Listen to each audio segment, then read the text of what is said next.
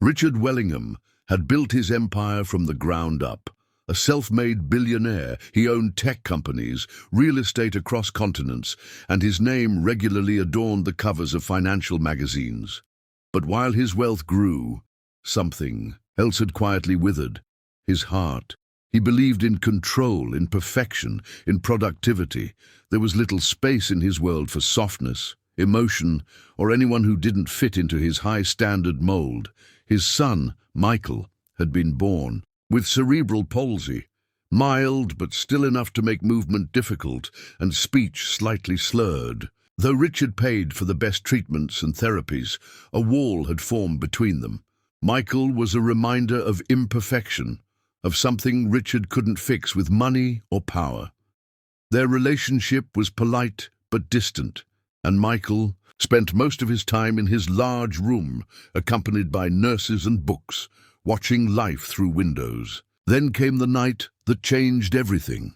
Richard had been invited to a fundraiser gala at a luxury resort he partially owned. It was a typical elite affair: champagne, diamonds, designer gowns, and businessmen talking in low tones about the next big merger. Richard brought Michael with him, not out of sentiment, but because he was expected to show his family side for a few photographs. Michael, dressed in a neat suit and using his walking cane, moved slowly but steadily. He didn't complain. He rarely did. That night, amidst the swirl of shallow laughter and clinking glasses, Michael sat at a corner table while Richard mingled with CEOs and celebrities. No one noticed the boy with the uneven gait, and Richard never introduced him. He assumed Michael didn't mind. That was until the music started, soft jazz at first, then shifting into a livelier rhythm. Waiters glided between guests, serving tiny gourmet dishes. One of them, a young black woman named Aisha, paused by Michael's table. Aisha had noticed him earlier, his lonely eyes, his forced smile. She had grown up in a rough neighborhood and worked 2 jobs to support her younger siblings.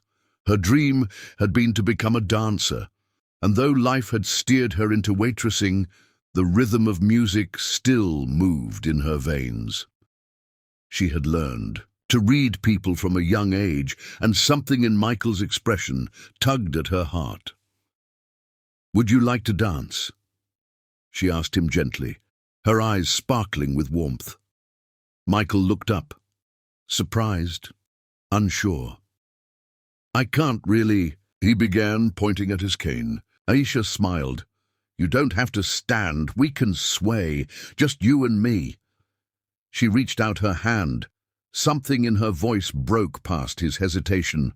Slowly, Michael took her hand, and she helped him to his feet.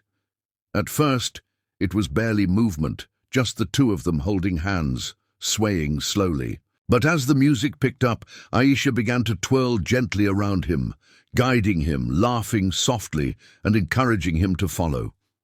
Michael's face lit up in a way that hadn't been seen in years. His movements were awkward, but full of joy. Guests began to notice. Some smiled politely, others whispered, but Aisha didn't care, and neither did Michael.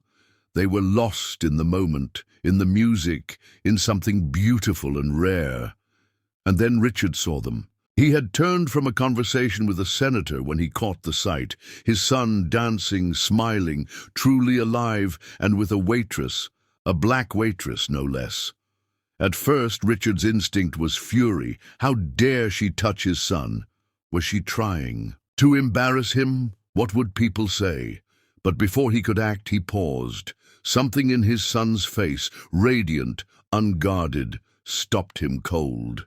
Michael was happy. Not managed, not controlled, not scheduled into therapy. Just happy.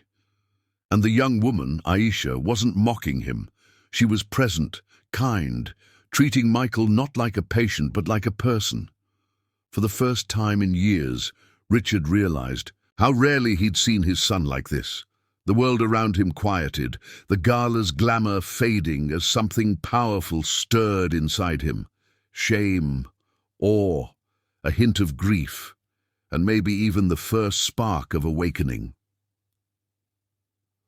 After the song ended, Aisha helped Michael back to his seat, her hand still gently in his. Richard approached, his expression unreadable. Aisha straightened, ready for the reprimand, perhaps even termination. But to her surprise, Richard didn't scold her. Instead, he looked at her, really looked, and then turned to Michael. "You danced well," he said, voice soft. Michael looked away, unsure how to respond. Richard took a breath. "Thank you for being with him," he added, this time addressing Aisha. She nodded, unsure whether to speak. That night, Richard didn't sleep. He sat in his massive suite overlooking the ocean, haunted by the realization of how little he truly knew his son, how disconnected he had become from humanity in pursuit of wealth. All his power, all his acquisitions, and yet he had missed the most basic truth. Love, connection, and presence were the real treasures. The next day, Richard made a call. He asked the resort manager not to fire Aisha. Rather, he offered to sponsor her dance education. At first, she refused, thinking it was pity, but Richard clarified it was admiration. "You reminded me what I forgot," he told her. A few weeks later, Richard surprised Michael by joining him for breakfast. No assistants, no phones, just the two of them. Awkward at first, but slowly the walls began to crumble. Richard began taking time off work, spending afternoons reading with Michael, even learning about his son's interests in astronomy and classical music. One evening he invited Aisha to join them for dinner. She came, wearing a simple dress, and the three of them shared stories and laughter. Michael glowed with happiness. Word of the dancing waitress story spread quietly through social media. Some called it a fairy tale moment, others dismissed it as PR. But for those who mattered, Michael, Aisha, and Richard, it was real. Richard began donating anonymously to programs for children with disabilities and for inner-city arts education. He even funded a small dance studio in Aisha's hometown.